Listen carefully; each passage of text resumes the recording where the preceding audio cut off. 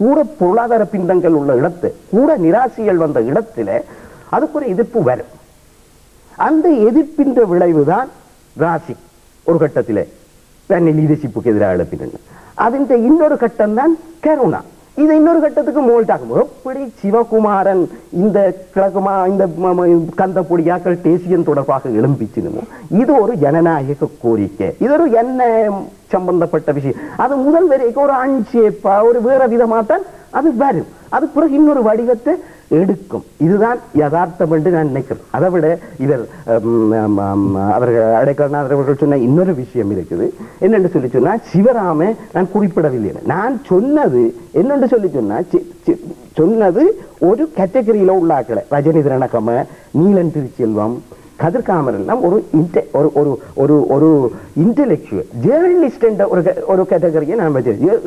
Journalist என்று நாங்கள் பார்த்தோம் என்று சொல்லி சொன்னா, சிவராம், பாரிஸில் சபாலிங்கம், டிபிஎஸ் ராஜுக்கு அடிச்சு பேஸ்பால் மட்டியால் அடிச்சு கால் முறிச்ச விஷயம், செழியன் பேரின்ப நாயகம் மட்டக்களப்பு கால் 25 வரியம் ஒரு எழுத்தாளரா அவர் இருந்திருக்க. செழியன் பேரின்ப நாயகம், வவுனியாவில் கொல்லப்பட்ட ஊடகவியலாளர் நிமல்ராஜன், இப்படி நிறைய பேர், இப்படி நாங்கள் ஒரு பெரிய பட்டியல் இருக்குது.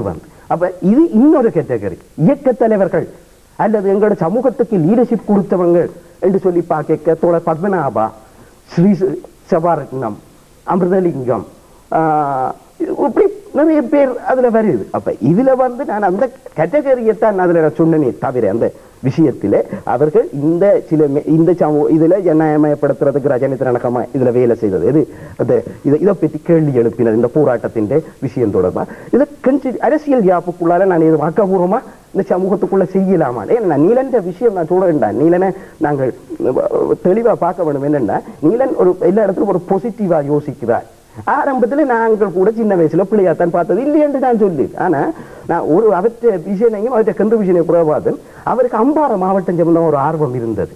இந்த அம்பாறை மாவட்டத்தில் வெவ்வேறு சமூகங்கள் வாழுது, அதை உண்டாக்கலாமா, அதுக்குள்ள ஒரு விஷயத்தை கொண்டுடலாமான்னு அழகிய ஒரு கனவை கண்டாள்.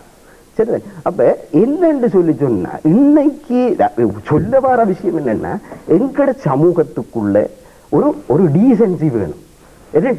ஒரு கௌரவமான வாழ்க்கை வேணும். வெவ்வேறு அபிப்பிராயங்களோட இருக்கிறதுக்குரிய நியாயம் வேணும். இந்திய சுதந்திர போராட்டத்தை பாருங்க. சுபாஷ் சந்திர போஸுக்கும் பகவத் சிங்குக்கும் எம்.என். ராய்க்கும் மகாத்மா காந்திக்கும் எத்தனை வேறுபாடுகள் இருந்தாலும் கூட, இவன் ஜின்னாவுக்கும் எத்தனை வேறுபாடுகள் இருந்தாலும் கூட அவர்களுக்கு பேசி செய்யக்கூடிய நிலவரங்கள் இருந்தது. எல்லாரும் மகாத்மா காந்திஜி என்று தான் சொல்லுவாங்க. அவங்க வெவ்வேறு பாதையில் இருந்தால் மரியாதை தவறு நடந்தது என்று இல்லை. மற்றது இன்னொரு விஷயம், இவ்வளவு காலத்துக்கு பிறகு யோசிக்கணும். ஒரு பெரிய மேஸ் மூவ்மெண்ட், ஒரு மக்கள் இயக்கத்தை நாங்க கட்டி எழுப்பி இருக்கலாம். இப்படி போயிருக்க தேவையில்லை. ஏனென்றா இப்ப எங்களுக்கு மிஞ்சினது ஒரு விஷயம் இல்லை. மகாத்மா காந்தி இந்திய மக்களை ஆகர்ஷிச்சு ஒரு விஷயத்தை செய்தது. தென்னாப்பிரிக்காவை பாருங்க, மியான்மரை பாருங்க, ஒரு பெரிய மக்கள் இயக்கம் வந்து ஒன்று இருக்கு. அப்ப இந்தியாவில் அப்படி இருந்தது, தென்னாப்பிரிக்காவில் அப்படி இருக்கு. என்னன்னா, ஒரு நாகரீகம், ஒரு மக்கள் சார்ந்த மூவ்மெண்ட் தேவை.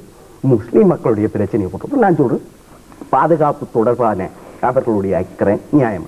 ஏற்கனவே நானும் தமிழ் பேசும் மக்கள் என்று அவைக்கு சீல் குத்தினா இதை யோசிச்சால் அவர்களும் தமிழ் பேசும் என்று வில்லங்கத்துக்கு திணிச்சு யோசிச்ச கட்டத்தின் ஒரு ஆள் நான் தான். ஆனா ஒரு குறிப்பிட்ட காலத்துக்கு பிறகு புரிஞ்சு கொண்டேன். எப்படின்னா 50களுடைய நடுப்பகுதியில எப்படி தமிழ் தேசியவாதம் எழும்பிச்சு, தமிழ் தேசியவாதம் உருவ.